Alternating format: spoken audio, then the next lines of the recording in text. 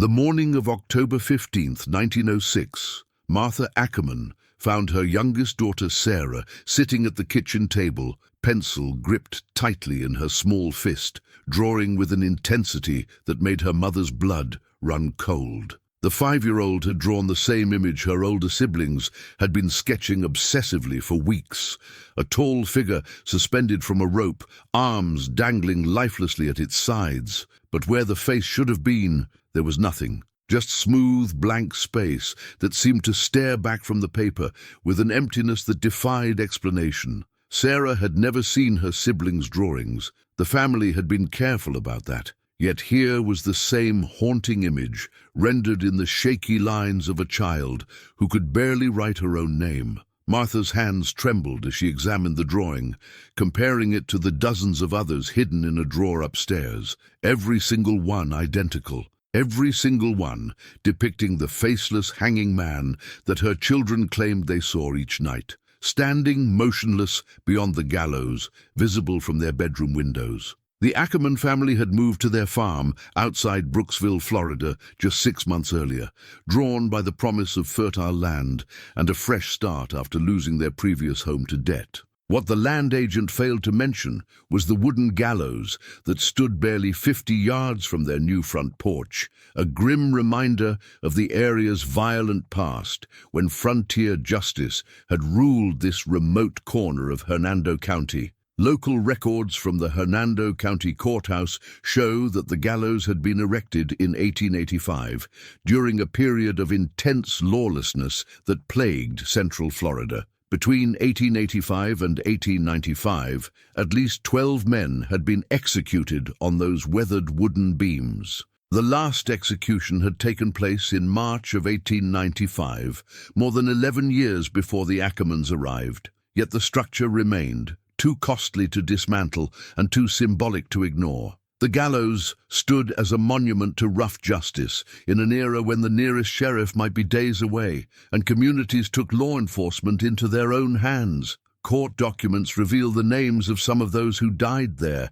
James Whitley, hanged for murder in 1887. Thomas Crane, executed for armed robbery in 1889. Samuel Morrison, whose crimes were so heinous that contemporary newspaper accounts refused to print the details, hanged in 1891. But it was the final execution that would prove most significant to the Ackerman family's ordeal. On March 23, 1895, a drifter known only as Robert was hanged for the brutal murder of a local family. Unlike the previous executions, this one had gone terribly wrong.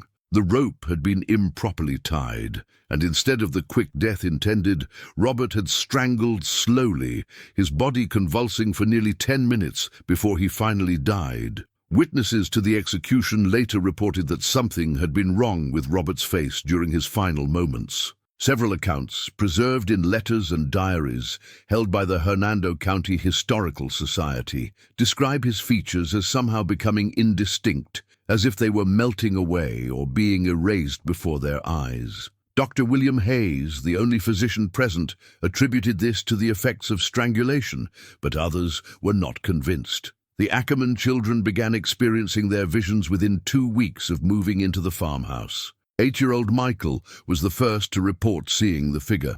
He told his parents that a tall man in dark clothing appeared near the gallows each night at exactly midnight, standing perfectly still with his head tilted at an unnatural angle. When pressed for details about the man's appearance, Michael could only say that he couldn't see the face clearly, as if it was covered by shadows or fog.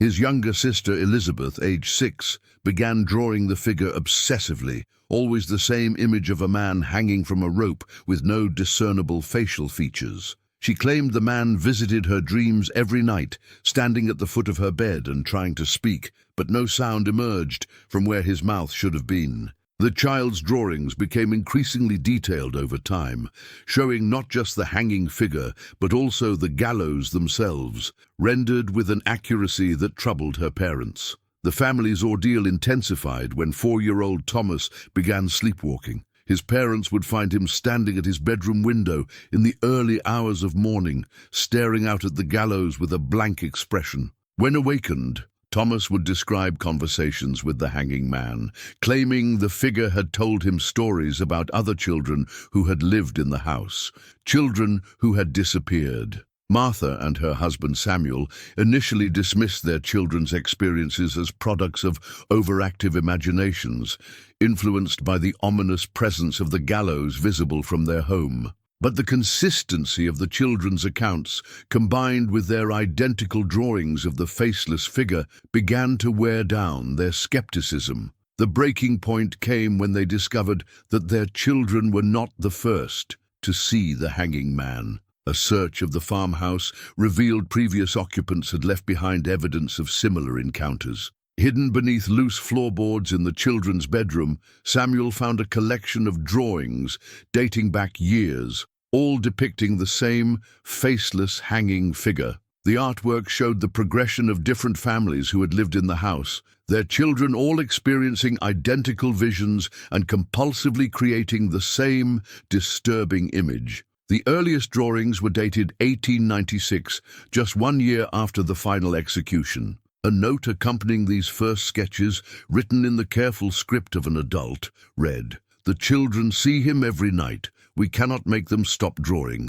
We cannot make him go away. God help us, we are moving tomorrow." The note was signed by Eleanor Briggs, whose family had been the first to occupy the farmhouse after its construction. Subsequent families had left similar evidence. The Hendersons, who lived in the house from 1898 to 1900, had left behind dozens of drawings created by their 3 children. The Watts family, residents from 1901 to 1903, had abandoned furniture and personal belongings in their apparent haste to leave, including a journal kept by Mrs. Rebecca Watts that documented her family's encounters with the hanging man. Rebecca Watts' journal entries provided disturbing details about the progression of her children's experiences. The visions had begun with simple sightings of the figure near the gallows, but had escalated to include direct interactions. Her youngest son claimed the hanging man had spoken to him, describing in detail the deaths of previous children who had lived in the house.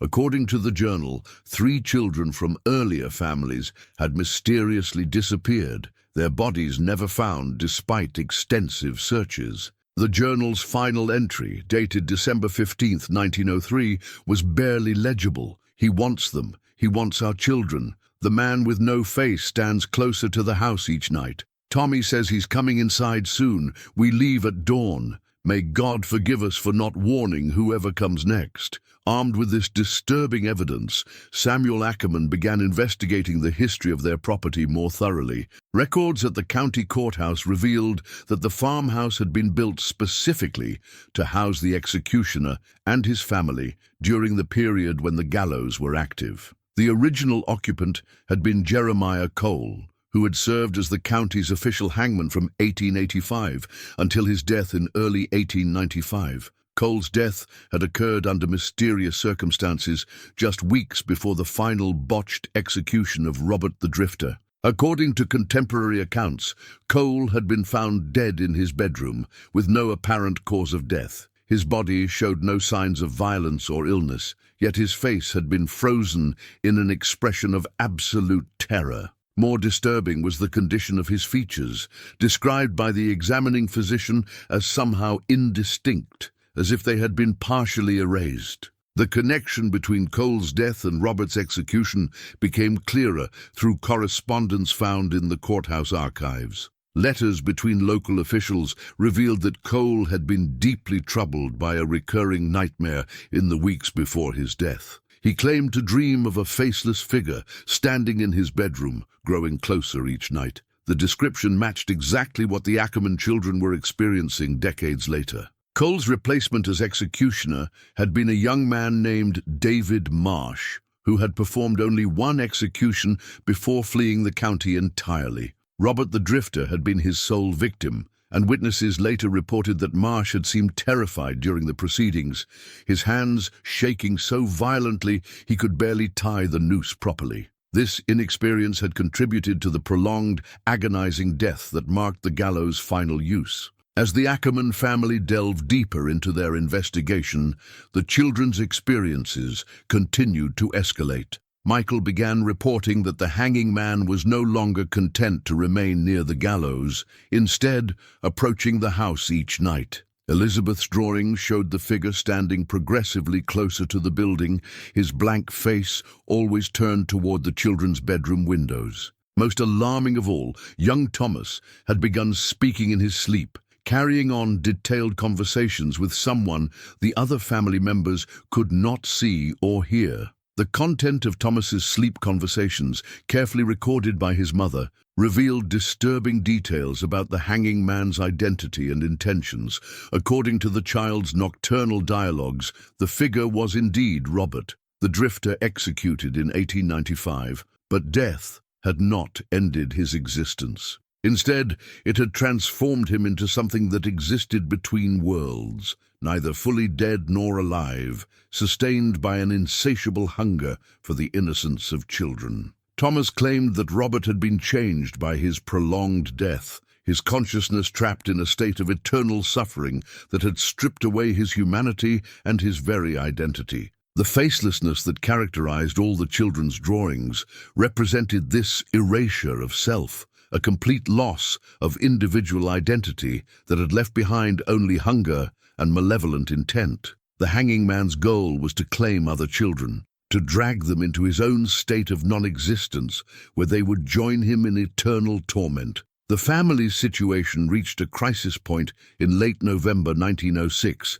when 5-year-old Sarah began exhibiting behaviors similar to her older siblings. The child, who had previously shown no awareness of the family's supernatural ordeal, suddenly began drawing the faceless hanging man with the same obsessive intensity as her brothers and sister. More alarming, Sarah's drawings showed details that the older children had never included, suggesting she was seeing aspects of the apparition that others had missed. Sarah's drawings depicted not just the hanging man, but also shadowy figures of children standing beside him. When questioned about these additional figures, the 5-year-old explained matter-of-factly that they were the other boys and girls who had lived in the house before. She provided names for some of these phantom children, names that Samuel Ackerman later found in his research corresponded to the missing children mentioned in earlier families' accounts. The psychological toll on the Ackerman family was becoming unbearable. Martha had lost significant weight due to sleepless nights spent watching over her children, while Samuel found himself unable to concentrate on the farm work that provided their livelihood. The children showed signs of severe stress, including loss of appetite, frequent nightmares, and an unusual pallor that seemed to deepen with each passing day. Most concerning of all, they had begun to exhibit a strange detachment, as if part of them was already being pulled away from the world of the living. Dr. Margaret Wells, a physician practicing in nearby Brooksville, examined the children at Martha's request in early December 1906. Her medical report, preserved in the family's papers, documented unusual symptoms that defied conventional diagnosis. All 4 children showed signs of severe anemia despite adequate nutrition, and their body temperatures consistently registered several degrees below normal.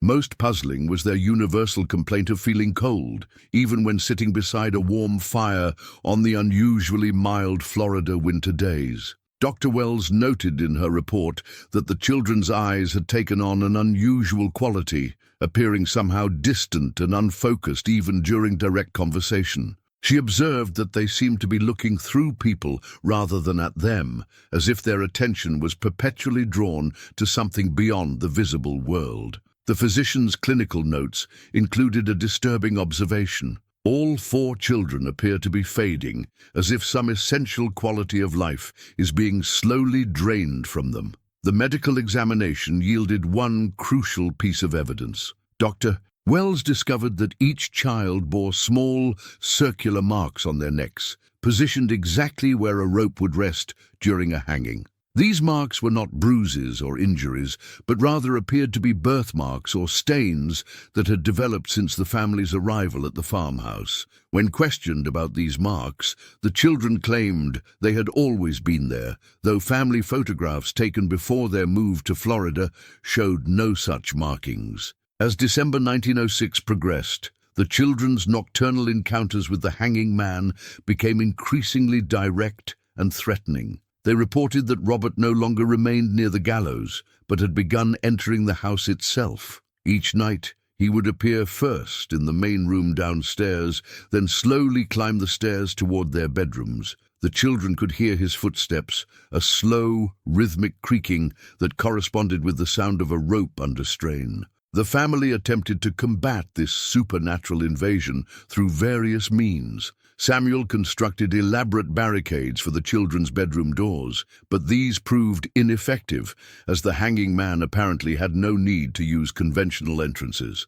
Martha consulted with a local Methodist minister, Reverend James Patterson, who agreed to bless the house and pray for the family's protection. These religious interventions provided only temporary relief before the manifestations resumed with increased intensity. Reverend Patterson's own account of his visits to the Ackerman farmhouse, recorded in his personal diary, provides valuable insight into the family's ordeal. The minister noted an unusual coldness that permeated the building, concentrated most heavily in the children's bedroom and the area of the house facing the gallows. He observed that his prayers seemed to cause physical distress to the children, who would become agitated and claim that his words were making the hanging man angry. The minister's most disturbing observation concerned the children's drawings of the faceless hanging man. During his visits, Reverend Patterson noticed that the figure in the drawings appeared to change position slightly,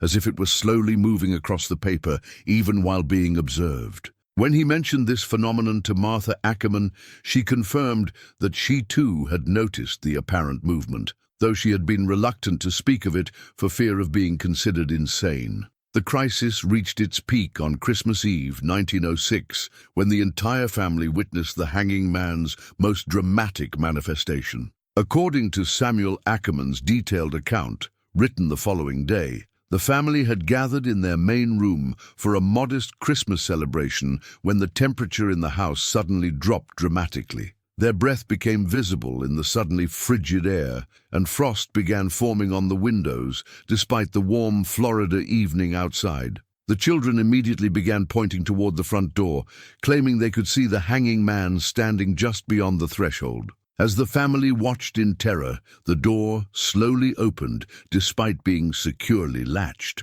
No figure was visible to the adults, but the children described Robert stepping into the house, his blank face turned toward them with malevolent intent. Most horrifying of all, they claimed he was no longer alone. The phantom children from Sarah's drawings accompanied him, their own faces now as featureless as his. The supernatural encounter lasted approximately 10 minutes, during which the children carried on detailed conversations with entities their parents could not see. Through these one-sided dialogues, it became clear that Robert was demanding the Ackerman children join him and his collected victims. He promised them they would never feel pain again, never experience fear or sadness, but would exist in a state of perfect emptiness for all eternity. The hanging man's offer was apparently tempting to the traumatized children who had been suffering under his influence for months. Elizabeth, the 6-year-old, actually took several steps toward the open door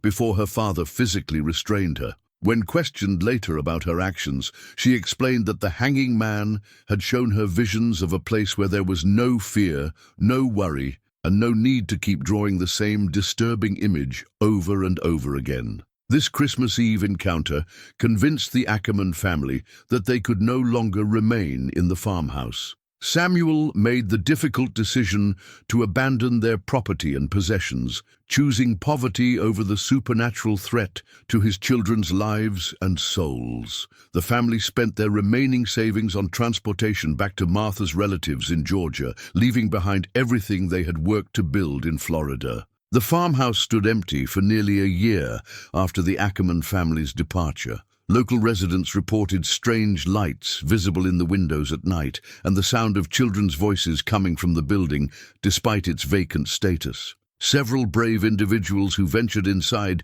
discovered that the walls of the children's former bedroom were covered with new drawings of the faceless hanging man, apparently appearing spontaneously in the absence of any human occupants. The next family to attempt residence in the cursed farmhouse lasted only 6 weeks. The Morrisons, a young couple with twin 7-year-old daughters, experienced the same progression of supernatural encounters that had plagued their predecessors. Their twin girls began drawing identical images of the hanging man within days of their arrival, and their experiences escalated rapidly to include direct nocturnal visits from Robert and his collected victims. What made the Morrison case particularly disturbing was the discovery that the supernatural influence was not limited to children living in the farmhouse. Other young people in the surrounding area began experiencing similar visions and compulsively creating drawings of the faceless hanging man. It appeared that Robert's power was growing, expanding beyond the confines of the property where he had died to influence a wider area. Dr. Edmund Hayes, a psychiatrist from Tampa who investigated the Morrison case, documented several instances of children from neighboring farms reporting identical encounters with the hanging man. These children had no knowledge of the farmhouse's history or the experiences of previous families, yet their accounts matched perfectly with established patterns. Their drawings of the faceless figure were indistinguishable from those created by children who had actually lived in the haunted house. The spreading influence of the hanging man's curse prompted local authorities to take unprecedented action. In March 1908, Sheriff Robert Coleman ordered the destruction of the Gallows structure that had stood for over 20 years. A crew of workers demolished the wooden framework and burned the remains, hoping to eliminate the focal point of the supernatural activity. The destruction was conducted during daylight hours with multiple witnesses present, yet several workers reported feeling an overwhelming sense of dread during the process. The immediate aftermath of the Gallows destruction appeared promising. The Morrison family reported a significant decrease in their children's supernatural encounters, and the twins stopped creating their obsessive drawings of the hanging man. Similar improvements were noted among the affected children in neighboring areas, suggesting that eliminating the physical gallows had weakened Robert's ability to manifest in the living world. However, this improvement proved temporary. Within 6 months of the gallows destruction, the supernatural activity resumed with even greater intensity than before. The Morrison twins began creating new drawings that showed the hanging man standing where the gallows had once been. But now he was accompanied by dozens of phantom children. These new images suggested that Robert had not been weakened by the destruction of his execution site, but had instead been freed from the geographic limitations that had previously contained his influence. The psychological impact on the Morrison family during this renewed haunting was severe. Both parents began experiencing nightmares featuring the faceless hanging man, marking the first time adult family members had been directly affected by the supernatural presence. Mrs. Elizabeth Morrison's diary entries from this period describe dreams in which Robert showed her the fate awaiting her daughters if they remained in the farmhouse, visions of the twin girls joining his collection of phantom children and losing their own identities in the process. The Morrison family's departure in November 1908 marked the end of any attempts to occupy the cursed farmhouse. Word of the supernatural activity had spread throughout Hernando County, making it impossible to find new tenants willing to risk their family's safety.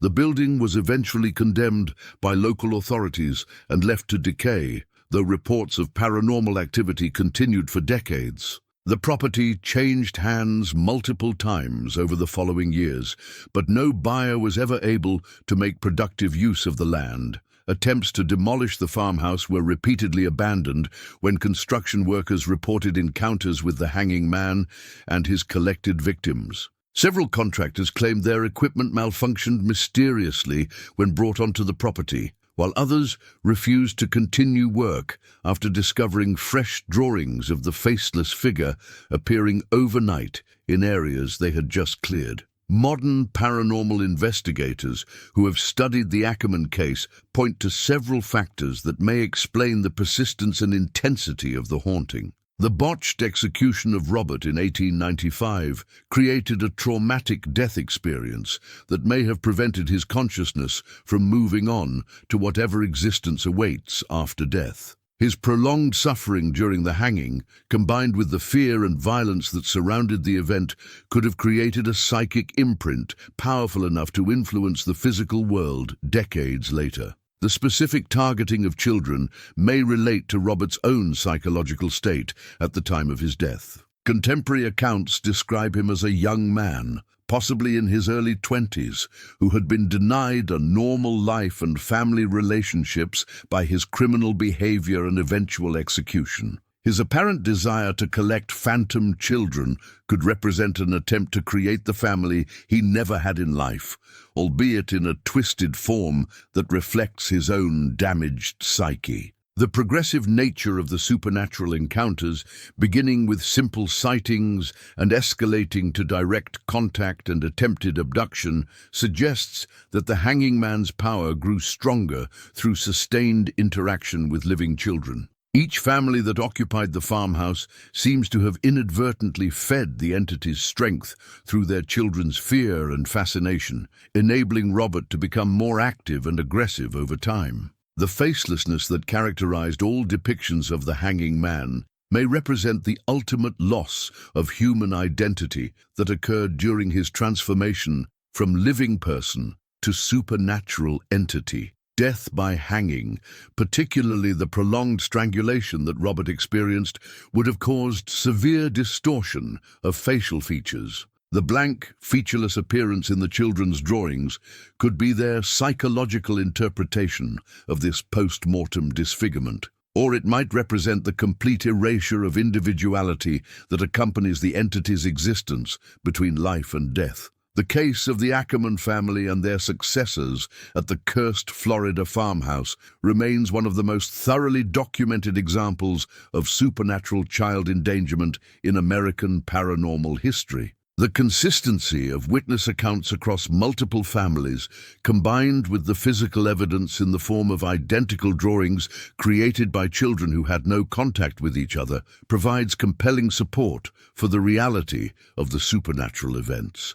The ultimate fate of the hanging man and his collected victims remains unknown. The farmhouse property was eventually sold to a lumber company in 1925, and the building was finally demolished despite numerous construction delays and worker complaints of supernatural interference. The land was replanted with pine trees and has remained undeveloped forest for nearly a century.